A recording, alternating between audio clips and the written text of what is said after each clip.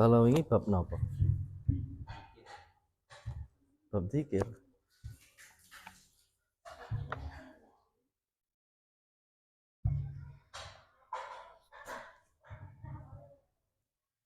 Bismillahirrahmanirrahim. Assalamualaikum warahmatullahi wabarakatuh. Alhamdulillah wassalatu wassalamu ala sayyidina Muhammad ibn Abdullah wa ala alihi wa sahbihi wa mawala la hawla wa la quwwata illa billah. Rabbi israh li sadri wa yassir li amri wa hlul 'uqdatam min lisani yafqahu qawli. Amma ba'du. Alhamdulillah ikhwani rahimakumullah. Mudah-mudahan majelis kita ini majelis yang selalu diridhoi oleh Allah Subhanahu wa taala. Allah memberikan ridho kepada kita itu bukan karena jumlahnya tetapi karena niatnya. Dan istiqomah kita ini mudah-mudahan menjadikan keberkahan untuk yang lainnya. Amin ya rabbal alamin. Salawat dan salam terlimpahkan kepada beliau baginda Nabi Muhammad sallallahu alaihi wasallam beserta keluarga, para sahabat, dzurriyyah dan seluruh pengikutnya kelak mendapatkan syafaatnya fi yaumil qiyamah. Amin ya rabbal alamin. Kita lanjutkan kembali masalah zikir. Bismillahirrahmanirrahim. Bahwa kemarin dijelaskan zikir itu ada dua, ada zikir khafi dan ada zikir jahri. Ada zikir yang dikeraskan, ada zikir yang disamarkan atau diperankan. Di antara dua zikir ini yang paling utama adalah zikrul khafi, zikir yang samar. Kemarin dijelaskan ngaten nggih. Salajengipun alamatu hubbillah. Qala sallallahu alaihi wasallam, Rasulullah sallallahu alaihi wasallam bersabda, alamatu hubbillah utawi tondo tresnani Allah iku hubbu zikrillah, iku tresnone zikir marang Allah. Wa alamatu bughdillahi utawi tondo bendune Allah iku bughdu zikrillahi azza wa jalla, iku bendune zikir ing Allah azza wa jalla. Ya Allah. Hadis ini, hadis menika jelasaken tanda cintanya Allah kepada seorang hamba. Jadi Allah niku Masya Allah, ini luar biasa nggih. Kalau kita cinta kepada Allah itu wajib, gitu. Kalau Allah itu mencintai kita, ini kan berarti suatu anugerah itu. Yahtassu bi rahmatihi may yasha. Orang-orang yang mendapatkan cinta dari Allah Subhanahu wa taala ini adalah orang-orang yang mendapatkan pilihan dari Allah Subhanahu wa taala, keistimewaan dari Allah Subhanahu wa taala. Kullan numiddu haula'i wa haula'i, dan kami yang telah memberi inayah atau memberi anugerah. Numiddu al-madad. Madad itu pemberian Allah Subhanahu wa taala yang sifatnya ilahiyah. Sifatnya bukan secara materi, mboten niku mawon, tapi pemberian-pemberian yang tidak bisa diukur dengan ukuran-ukuran dunia. Karena lebih baik pemberian ini daripada dunia dan seisinya. Napa niku? Ya hubbillah wa, cintanya Allah Subhanahu wa taala li ibadihi, kepada hambanya. Nah, kalau Allah Subhanahu wa taala niku cinta dateng kawula niku, maka diberikan tanda. Lah tandane napa? Hubbu abdihi li dzikrihi. Tandane cintanya seorang hamba kepada Allah itu li dzikrihi, menyebutkan atau mengingat Allah Subhanahu wa taala, mengingat Allah Subhanahu wa taala. Makanya kalau di dalam ilmu al-hikam wonten aqwamun aqamahullahu li khidmatihi wa yukhtassu lahu bi mahabbatihi. Karena kalau di dalam ilmu al-hikam, manusia yang mendapatkan pemberian Allah Subhanahu wa taala niku dibagi menjadi dua. Ada kelompok yang napa naminipun diberi Allah inayah, anugerah atau pemberian itu berupa khidmat. Jadi hamba ini beribadahnya kepada Allah Subhanahu wa taala itu selalu khidmat kepada Allah. Melayani Allah sepanjang hidupnya.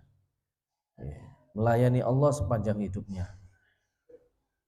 Yang kedua, ada sekelompok yang dia ini memang dicintai Allah dan ia mencintai Allah.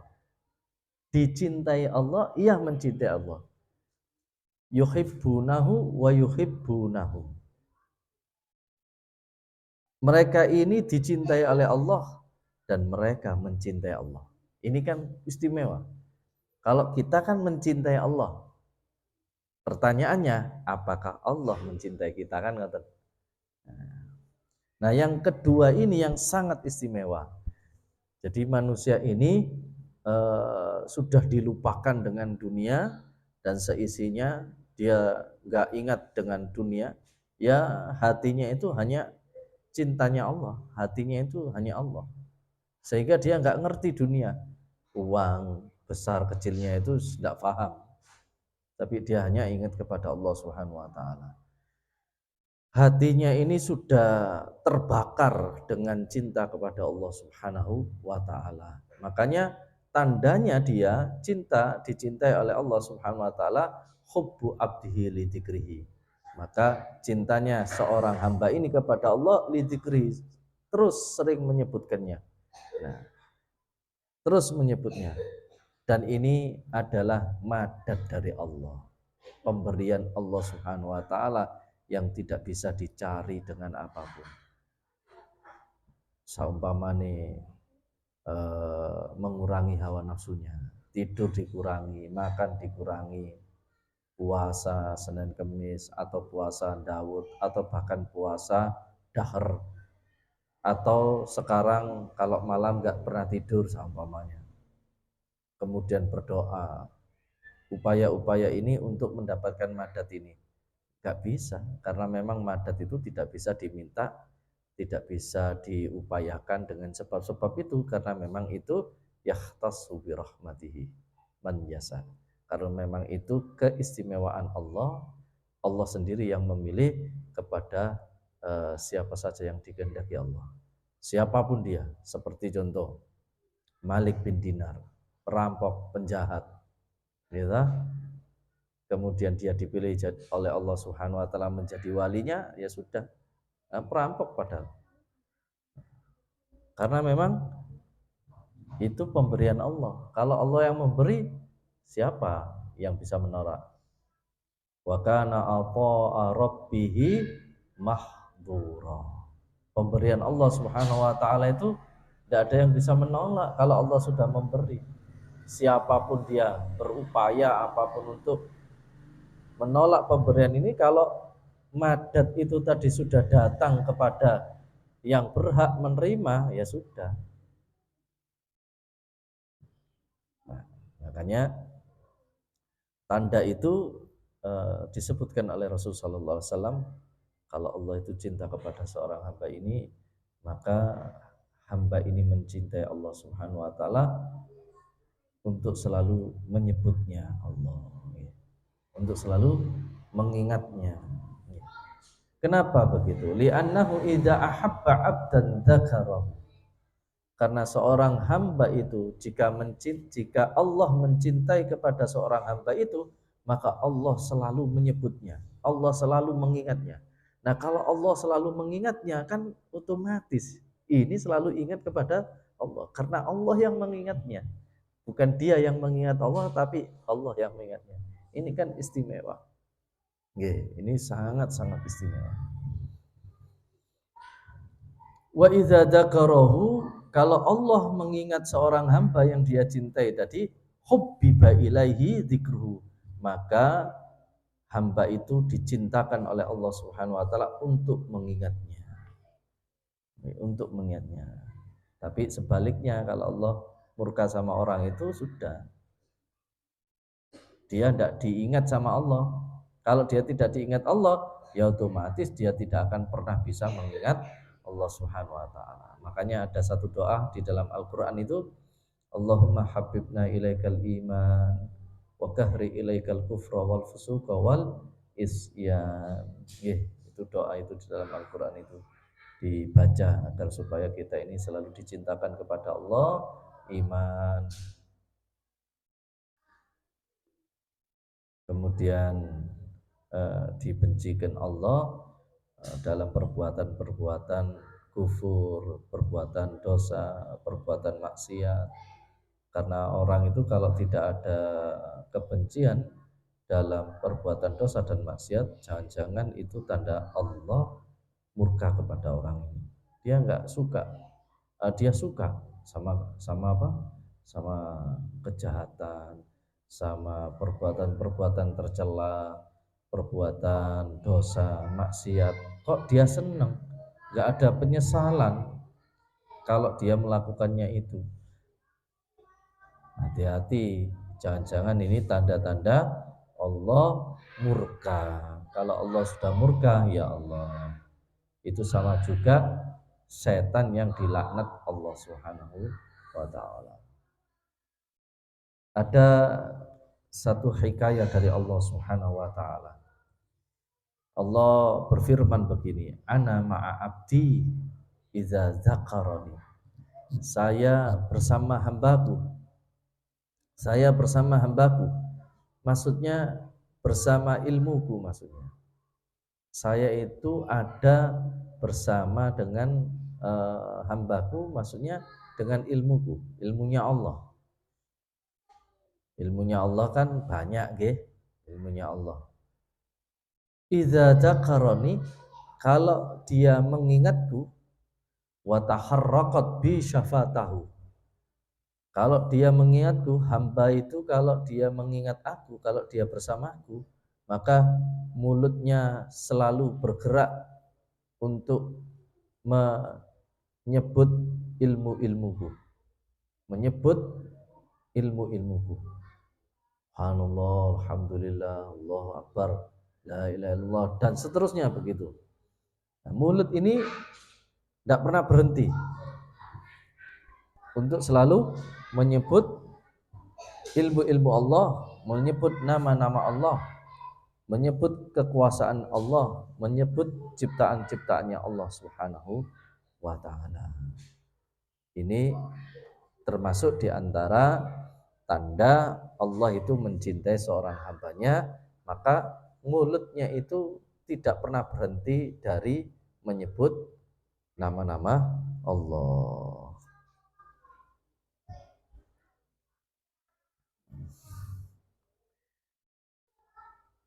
Wa qala sallallahu alaihi wasallam dzikrullah ta'ala bil ghadati wal ashyi afdalu min darbis suyufi fi sabilillah. Mengingat Allah, zikir kepada Allah Ta'ala bil ghadati wal ashyi, di waktu petang dan di waktu sore, afdalu min darbis suyuf, lebih utama daripada memukulkan pedang fi sabilillah, di jalan Allah Subhanahu wa taala. Hadis ini disebutkan di dalam kitab Ihya.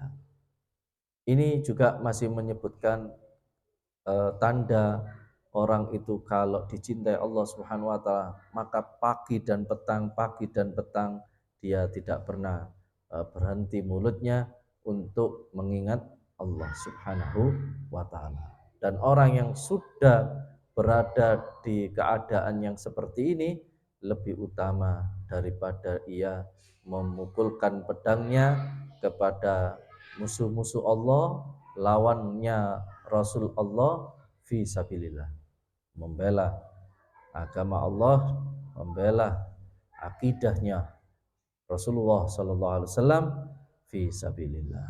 Nggih. Berarti luar biasa nih orang yang dicintai Allah Subhanahu wa taala. Hatinya, mulutnya tidak pernah berhenti untuk selalu mengingat Allah Subhanahu wa taala, menyebut nama Allah Subhanahu wa taala. Rasulullah sallallahu alaihi wasallam juga menyebutkan la dzikrullahi azza wa jalla bil ghadati wal ashi afdalu min hatmis suyuf fi sabilillah wa min i'ta'il ma'il suhan. Menyebut nama Allah, mengingat nama Allah Subhanahu wa taala azza wa jalla di waktu pagi dan di waktu sore itu lebih utama daripada memukulkan pedang fi sabilillah dan daripada memberikan harta kepada orang yang membutuhkannya. Intinya sama namun dengan redaksi yang berbeda dan ketambahan dengan min iqta'il ma'il suhan, lebih utama daripada orang yang memberikan harta bendanya kepada orang yang membutuhkan. Wa qala sallallahu alaihi wasallam afdalu dzikri, paling utama-utamanya zikir, afdalu dzikri fa'lam annahu la ilaha illallah. Nggih.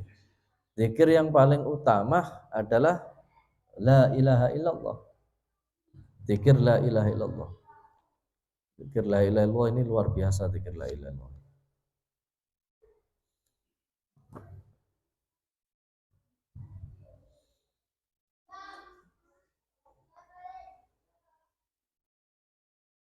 Rasulullah SAW menyebutkan keutamaan zikir la ilaha illallah ini. Man qala kulla yaumin la ilaha illallah Muhammadur Rasulullah mi'ata marrah ja'a yaumul qiyamah wajhu kal badr. Siapa yang membaca la ilaha illallah Muhammadur Rasulullah 100 kali, maka di hari kiamat wajahnya seperti rembulan. Maksudnya dalam cahayanya, terangnya itu seperti rembulan. Jadi umat Nabi Muhammad ini gampang tengerane. Wajahnya kok terang, bercahaya seperti rembulan. Wah, ini banyak orang yang zikir baca la ilaha illallah. Sudah kelihatan sudah.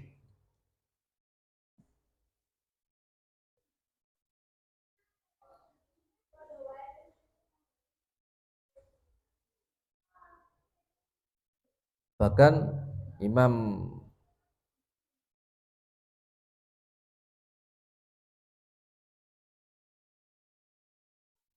dijelaskan tadi afdhalul dzikri, paling utamanya zikir adalah la ilaha illallah. Kenapa? Karena kalimat itu tauhid. Karena kalimat ini adalah kalimat tauhid. Wa tauhid la yumathiluhu syai'un. Sedangkan tauhid, keesaan maha tunggalnya Allah Subhanahu wa taala itu la yumathiluhu syai'un. Tidak ada sesuatu pun yang bisa menyamai tentang keesaan Allah Subhanahu wa taala. Kenapa kalimat tauhid ini atau kalimat zikir ini adalah zikir yang paling utama? Niki rahasianya. Taksiran fi tathhiril batin. Karena pengaruhnya sangat kuat sekali di dalam membersihkan batin.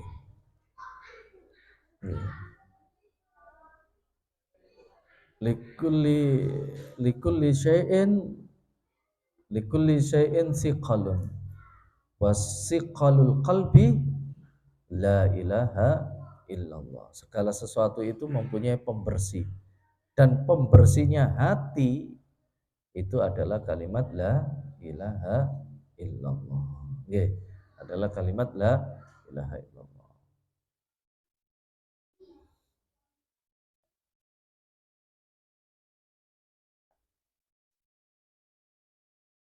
Imam Al-Faqihah Imam Faqihani, beliau menyebutkan dalam sebuah kitabnya,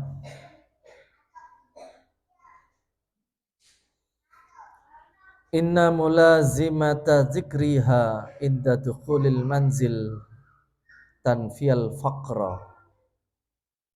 Katanya beliau, orang yang melazimi zikir la ilaha illallah ini, jadi terus menerus membaca kalimat la ilaha illallah di jalan, berdiri, diam, duduk, tidur, sudah melazimi dia la ilaha illallah, la ilaha illallah, la ilaha illallah.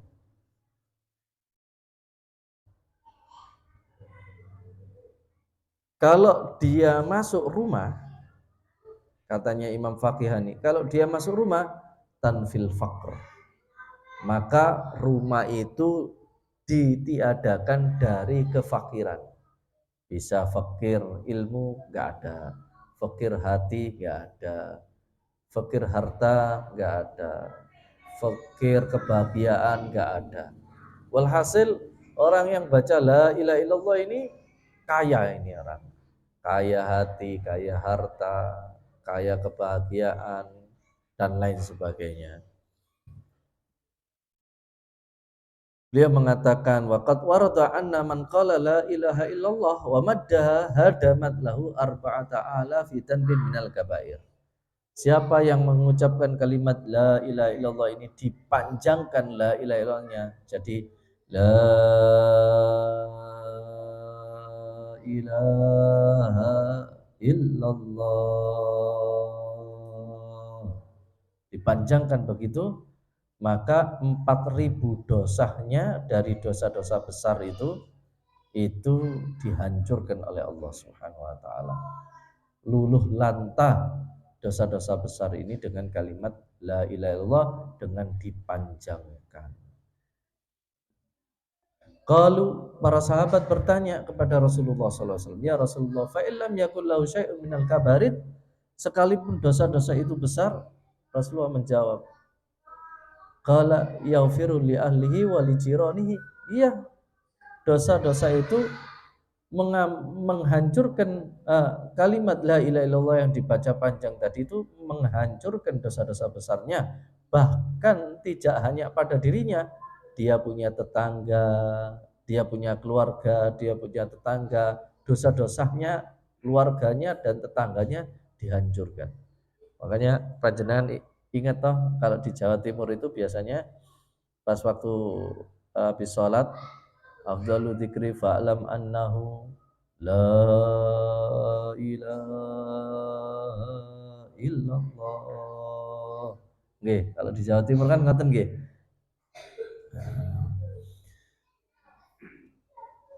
Rawahul Bukhari. Hadis ini diriwayatkan oleh Imam Bukhari. Masya Allah. Jadi kalimat la ilaha illallah ini luar biasa nih kalimat ini. Dan banyak lagi keistimewaannya, keutamaannya. Nanti di babnya sendiri aja. Nggih.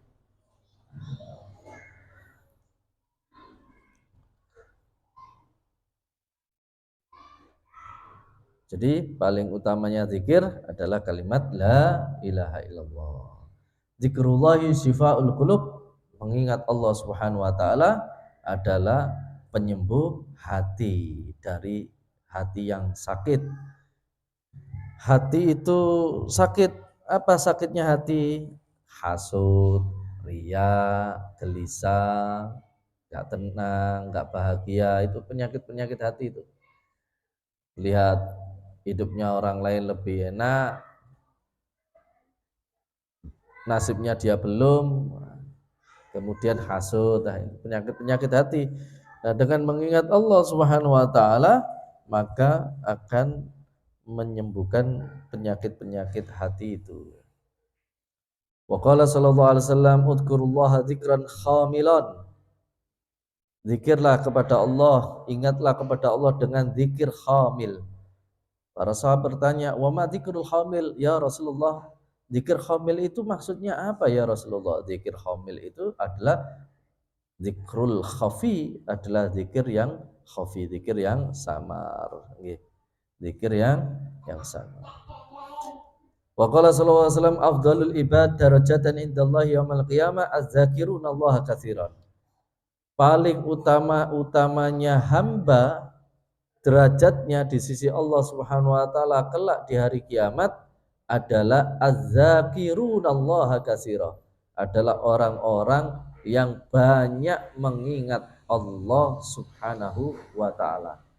Jadi derajatnya orang yang paling tinggi di sisi Allah Subhanahu wa taala itu yang paling banyak mengingat Allah. Wah, enak ini, mumpung ini ya. Jadi Allah itu eh, hanya banyak diingati saja. Kita ngaji sini mengingat Allah, berjalan mengingat Allah, duduk mengingat Allah, baca Quran mengingat Allah, sedekah mengingat Allah, kerja mengingat Allah. Dah, semuanya diniatkan mengingat Allah. Orang yang paling banyak mengingat Allah maka derajatnya paling tinggi di sisi Allah Subhanahu wa taala. Seperti salawat itu nggih. Ya, aulan nasbi yaumal qiyamati aktsaru alayya salatan. Kan ngeten. Paling utamanya manusia atau manusia yang paling utama kelak di hari kiamat akan memperoleh syafaat itu adalah yang paling banyak membaca sholawatnya. Nggih.